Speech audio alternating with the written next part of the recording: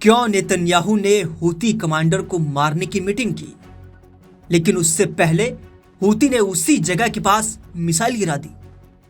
सवाल यह उठता है कि क्या हूती सिर्फ यमन का आतंकी संगठन है या अब वो इजराइल की नसों पर चढ़ चुका एक ऐसा खतरा है जिसे खत्म करना आसान नहीं।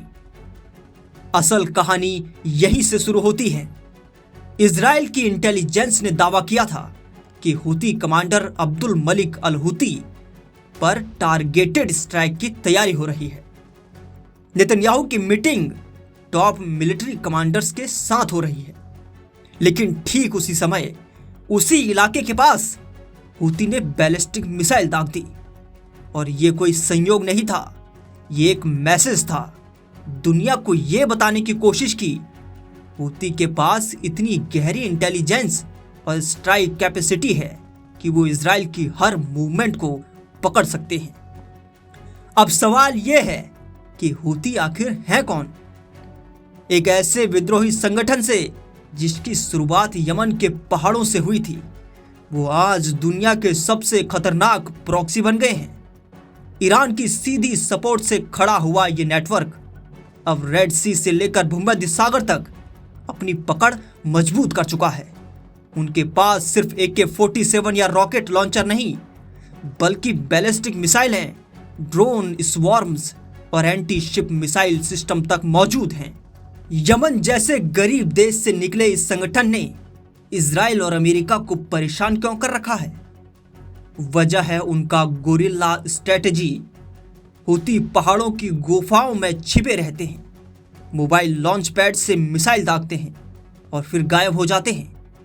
उनके ड्रोन इतने लो रेंज और रेडार इवेजन वाले हैं कि इजरायली डिफेंस सिस्टम आयरन डोम भी कई बार फेल हो चुका है। नेतन्याहू ने हूती कमांडर को मारने का प्लान इसलिए बनाया क्योंकि पिछले कुछ महीनों में हूती लगातार इजरायली पोर्ट्स और शिपिंग रूट्स को टारगेट कर रही हैं। रेड सी में इजरायली सप्लाई चेन ठप करने की कोशिश की जा रही है। यही वजह है कि इजराइल ने अमेरिका के साथ मिलकर हूती के टॉप लीडर्स को खत्म करने का प्लान तैयार किया। लेकिन जैसे ही यह खबर बाहर निकली, हूती ने अपने तरीके से जवाब दे दिया। सूत्रों के मुताबिक नेतन्याहू की मीटिंग की जानकारी हूती तक कैसे पहुंची, ये अब तक सबसे बड़ा सवाल है। क्या इजराइल की इंटेलिजेंस लीक हुई या फिर हूती के पास इतने गहरे इन्फॉर्मर्स हैं कि वो टॉप लेवल मीटिंग्स तक की खबर पा लेते हैं? जो भी सच हो, नतीजा ये हुआ कि नेतन्याहू का पूरा मिशन फेल हो गया और हूती ने मनोवैज्ञानिक बढ़त हासिल कर ली।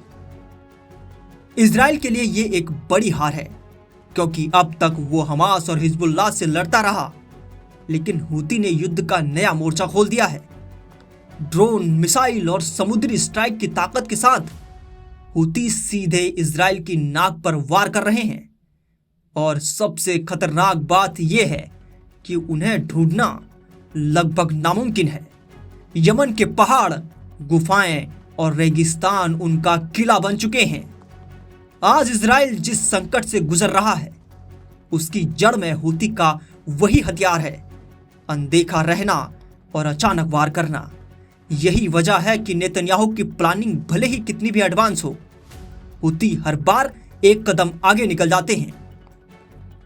युद्ध विशेषज्ञों का कहना है कि अगर हूती ऐसे ही इजराइल पर दबाव बनाते रहे तो जल्द ही ये लड़ाई सिर्फ मिसाइल और ड्रोन तक सीमित नहीं रहेगी।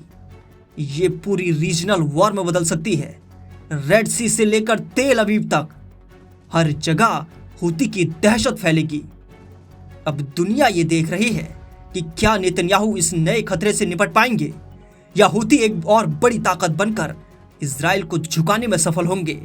सवाल ये भी है कि नेतन्याहू के प्लान के लीक होने के पीछे कौन है? कहीं ये अमेरिका ईरान के बीच की गुप्त जंग का हिस्सा तो नहीं?